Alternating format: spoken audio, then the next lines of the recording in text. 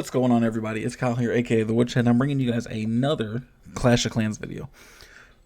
So this is going to be a little similar to the last one, but I'm going to be showing you something new. Super Archer Blimp is still going to be a big part of this one. I'm going to be explaining Skybrid to you guys, what I call Skybrid. So, if you guys have ever heard of the term hybrid attack, which used to be so popular, One Hive made it popular. It was so strong for such a long time, and still is from what I know of it, especially with the introduction of Super Hogs. I was so excited for those, and I still can't figure out hybrid for my life.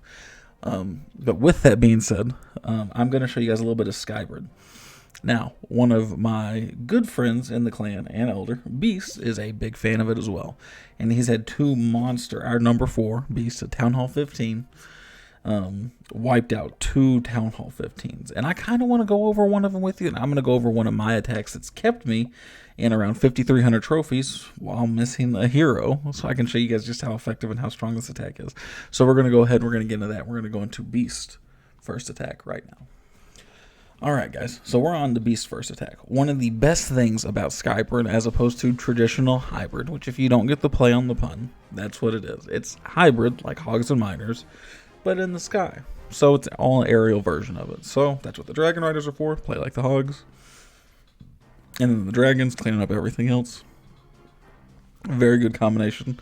Haha, clever, funny. So, let's get into this. So you can see Beast, who's basically like a new-ish, he's like a 14 and a half, almost a max 15.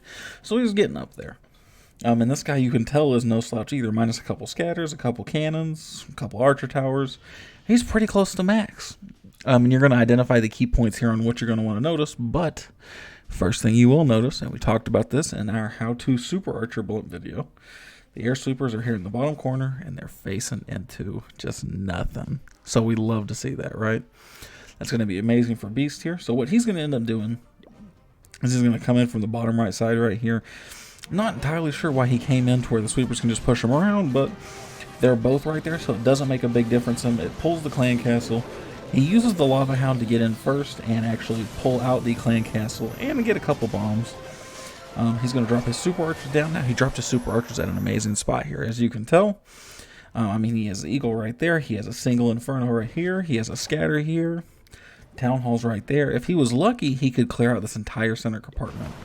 Now, I think those bombs did a little too much damage to him, so he doesn't actually end up getting to clear out the entire center compartment, but he does get a ton of value from that. You can see, and he's being really slow and really meticulous with these spells. He's even taking out the opposing clan castle. So he took out a rider, and he took out an entire dragon. He took out an air defense. I do believe he might even take this clan castle. So he got 29%. Before his troops actually took the field. Now, it took all his spells and his clan castle. But he has, 29% in some of his biggest defenses, and some of his biggest warriors are gone. Now, you'll notice it actually drops that poison spell right there. That poison spell is huge for him to go down because it's such a slowdown and such a hindrance to Skybrid especially. He's going to drop an ice golem at the top to kind of tank for both his heroes, his king and his queen. And the only thing he really needs to worry about now are those single infernos, that poison tower coming back, and that monolith. So he's going to actually spam all his Skybrid troops down on there. Now, something I would change if I was Beast, and this is just me, is I would put the loons down first. He puts the loons down last, mainly because you get some good value out of them, but I want them kind of tanking for bombs and stuff like that. He pops his warden ability, which is one of the only good things about keeping all your troops so clumped together like he did. Is that you get everything put on there. I don't necessarily do it that way, and I think it works a little better for me, but that's just me.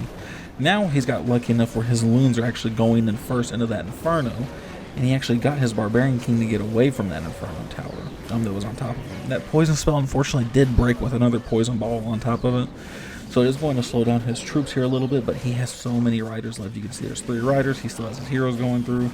He has 4 riders. He's still got his royal champion. He's got so much stuff left over. He's even got a couple dragons that swept around this way to help clean up with the rest of the base. So, damn good attack by Beast. He swagged out his RC ability. He swagged out his Archer Queen ability. And that's all she wrote, man. That was a great attack by Beast, man. A 4 on a 2, 100%. Smacked the taste out of his mouth. Could have done it to him again. That was amazing. Let's go to another example. We'll go to a slightly less serious one from one of my Legends League attacks. So we'll see you guys there. So here we go. This is my last Legend League attack from today. So, like I said, and you can see in the bottom, middle of the screen, I do not have my Royal Champion. So I am doing this in Legends League. I'm around 50 trophies, 5,300, somewhere in that ballpark. And I'm down a hero. And this is going to get me a very, very nice attack. So what I'm thinking of when I'm looking at this base, right, is I'm looking at those sweepers and I'm thinking, oh man, I wonder if I can get into this kind of area right around here, and see if I can get down on the town hall and then get some huge value on these expos, on that eagle possibly, take out some of the clan castle, and you'll see this one, unlike Beast Attack, this one gets a lot closer on time. So I do believe I'm going to come in here from the left side right around over here. Here in a second. Yep, so I put the Lava Hound down first. I put the Blimp in behind it. The Lava Hound's just going to tank all the damage. I'm going to throw down my Invis and as the bombs come out, so that's perfect. I'm throwing down all my spells down so I can let my Super Archers go to work. Sitting there counting it out in my head, trying to figure out exactly when I can do it again. Perfectly timed. That Town Hall's going to go down when I still have 2 Invis spells. So it's really just going to be a matter of my Super Archers just doing some extra damage. What they're going to do is they're going to actually go through some of the clan castle, which is going to be really nice. It's actually going to take care of that Ice Golem and that Dragon that was down there. So it took care of almost the complete clan castle and just killed the thing off. So at this point, I only have 2 real concerns with this base, right? The single Inferno up there is going to be real annoying, especially when it comes to my heroes, because with Skybrid, a lot of the ending comes down to how much of your heroes are left. And the Monolith here. So I'm going to run straight first into the Monolith. I'm going to throw down those balloons first, like I talked about in Beast video, where I normally do that to test for bombs. Because I would rather have those tests for bombs than to have my dragons eat one with their face and not have that one around. And then I'm going to throw down all my riders and dragons into a similar spot. I put a couple up here to funnel. I'm going to hit my Warden ability to make sure that, for one, all those traps I don't eat with my face.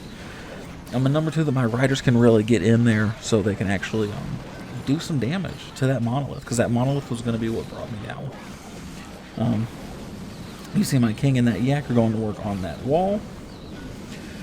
So my heroes are actually sending in. Again, no Royal Champion, keep that in mind. That Air Sweeper, and this is where you can tell, I told you in the last video, that the Air Sweeper is one of your biggest enemies when it comes to Skybrid, because you can see how much worse it made the time on here. Not necessarily that it was like, oh man, I was about to lose, but you can tell timing got a lot closer. At this point, I should have hit my Barbarian King's ability. This might have been one where I was struggling with the internet connection when I was out earlier. But you can see as I'm just going through there, my heroes are just absolutely working through, and you can even see riders are still going down to the bombs. He even had a Rage Tower outside of there, so this must be a newer... No, he can't be a newer 15. I don't know what this guy was doing. I don't know if he's testing out a base. My Archer Queen is going to actually get behind a rider and a handful of the Barbarians in order to take out that single Inferno and the... in order to take out the single Inferno and the Grand Warden statue, which was there. A couple dragons still zoning in on that final scatter shot. That final scatter shot's really what's kind of standing in my way here. Archer Queen goes on tower. No issue whatsoever. We're going to speed it up here to get the last little bit of it. The only thing that is left is these builder huts, which I have no problem running through. As you can tell, dragon's cleaning up on the back end. Archer Queen gets stuck on the wall, because that's what Archer Queens do. And GG, well played, good job, me. So, that's I hope that really clarifies everything as far as how Skybrid goes and how you should really kind of think about bases. If you guys want me to give a more in-depth guide, man, just let me know in the comments. I'll be happy to go through it as in-depth as I possibly think about it.